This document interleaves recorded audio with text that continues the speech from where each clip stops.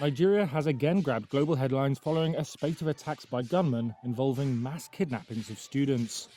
And that has heaped more pressure on the government after US President Donald Trump threatened military action over the alleged persecution of Christians in Nigeria.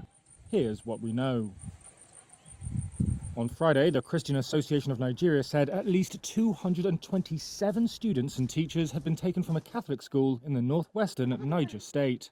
That would make it the biggest kidnapping of schoolchildren in the country since March 2024. The first mass abduction since March 2024 took place on Monday. 25 students seized from a predominantly Muslim girls' boarding school in the northwest Kebbi state. On the same day, another armed gang abducted 64 people, including women and children, from their homes in Zamfara state, which borders Kebbi. On Tuesday, gunmen attacked a church in the central Kwara state, killing 2 and kidnapping 38 worshippers, according to a church official. The official said the gunmen had issued a ransom demand for roughly $69,000 per congregant. No one has publicly claimed responsibility. However, most of northern Nigeria is blanketed by insecurity. In the northwest, where most of the recent attacks have occurred, armed gangs known locally as bandits carry out ransom kidnappings and hide in forests.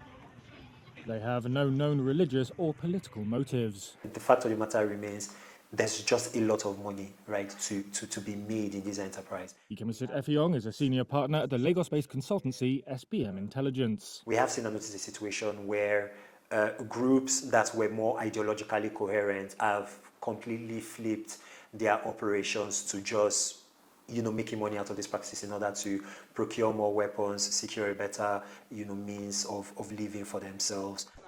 In the northeast, jihadist groups Boko Haram and Islamic State West Africa province are waging an insurgency.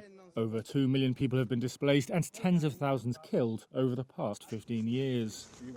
In central Nigeria, where the mostly Muslim north meets the largely Christian south, there are deadly clashes over religion, ethnicity, and access to land and water.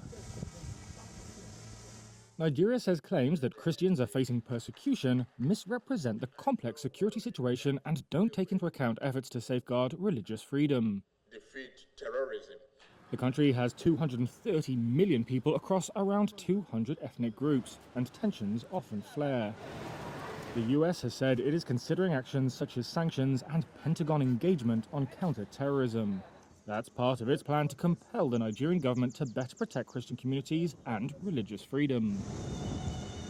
But Effiong says the data shows that when it comes to violence in Nigeria, it's, quote, essentially a free-for-all, regardless of whether the victims are Christians, Muslims, or people of other religious persuasions. The fact of the matter remains that the confluence of economic, political, social, and environmental factors means that for many communities in this country, the overwhelming majority of whom are religiously and ethnically diverse, the preconditions exist for violence to occur.